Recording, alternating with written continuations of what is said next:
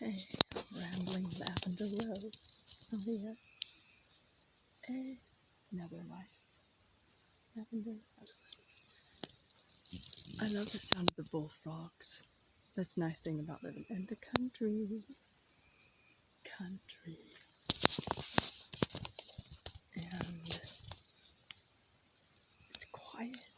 Usually we have a lot of cars going up and down because it's a highway out here. But it's nice and quiet except for the bullfrogs. And sometimes you'll hear the whippoorwill. I love to hear the sound of the whippoorwill. I think I do hear a car coming now, but of course I'm out here now. But yeah, Florida's a state where everyone loves and wants to live. Although this part of Florida is, I don't really think people very much. Everyone thinks of Florida, they think of the central or south part of Florida. But we here in the north have I think we have a pretty good. It's more country bumpkin out here, country lanes and farmers. In fact, the people who live all around me are farming. Just don't want anyone to see me. What is she doing? Yeah, farmland out here, and most of the people, the neighbors out here that own all these lands, their families had owned this land like for generations back. So this place out here is one it really has a lot of haunted places. And Native Americans. I heard a story, kind of sad. There was a place, I think it's between here and the lake out there. The lake, part of it sits on Paxton, Florida, and part of it's in Florida, Alabama. I think it was a part that was in Paxton, no, I'm not sure. Florida anyway. But this was way back in the 1840s when the Creek Indians and everything were running about. But that's when people really started settling here big time. And there was this little band of, I think it was Creek Indians. And yeah, they were starving out because this the time there were just pockets of them kind of just surviving. And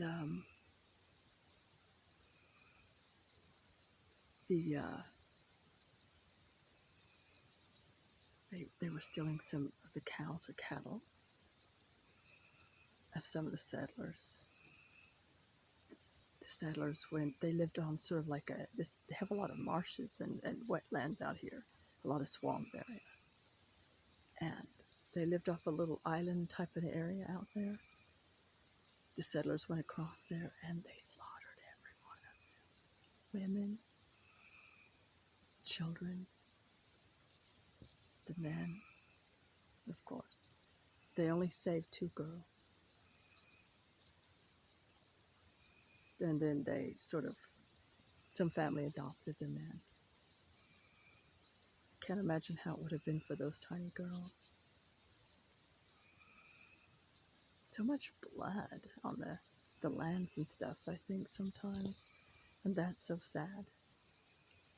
But that's with the violet flame and all sending out light and everything. That's good. It's good for everyone and everything, all the land.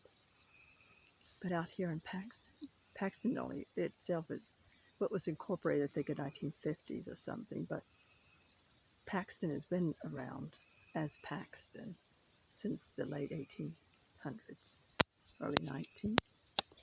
And yeah, my family, I think, moved here on this and bought this land. And my third great grandpa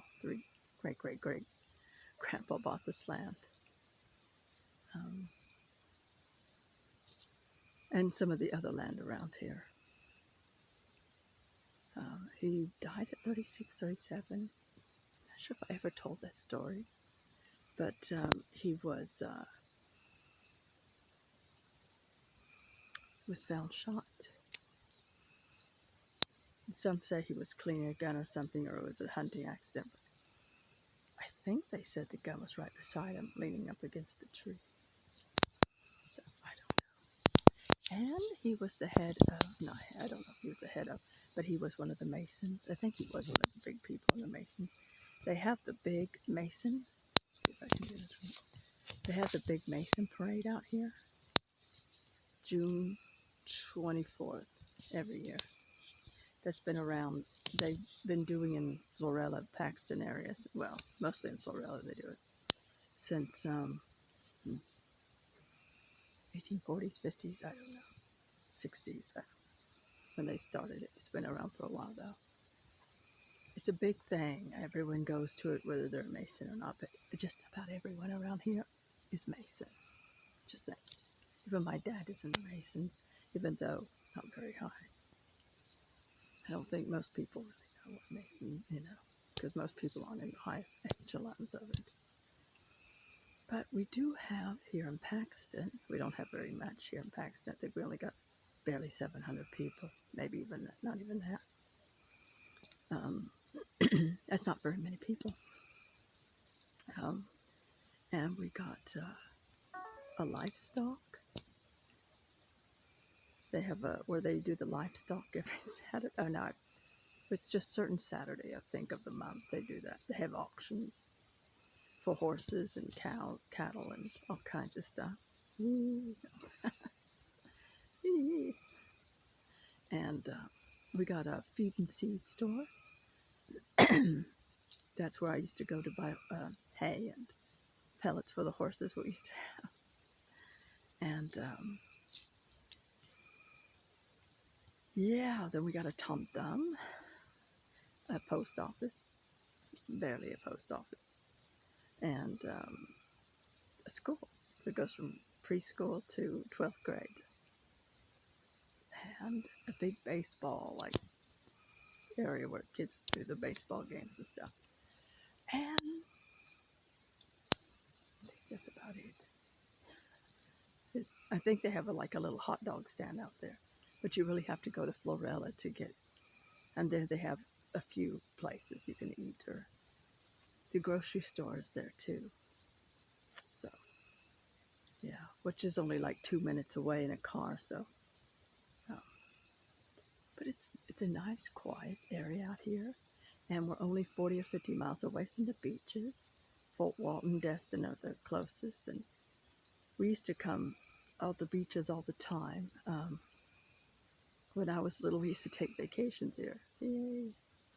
I used to think, wow, growing up in Topeka, Kansas, we're coming out here and we go to the beach. We stay out here a week or so. Then we go to the beach, the Fort Walton, all of those nice areas. And I always got so excited, but now it's I've been here over 20 years. It is beautiful though, when you get to go to the beach. It is nice. I love the white sand. And I know they had a lot of UFO hotspots out here. Never have gone out there to look for that, but yeah, they have. And it's just a nice, quiet place.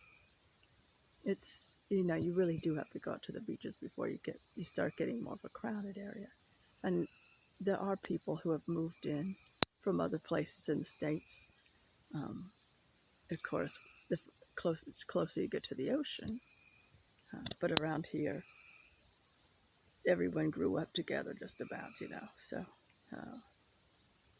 it's so weird. It's so different than some of those places. And I have been to Central and South Florida. My dad actually lives.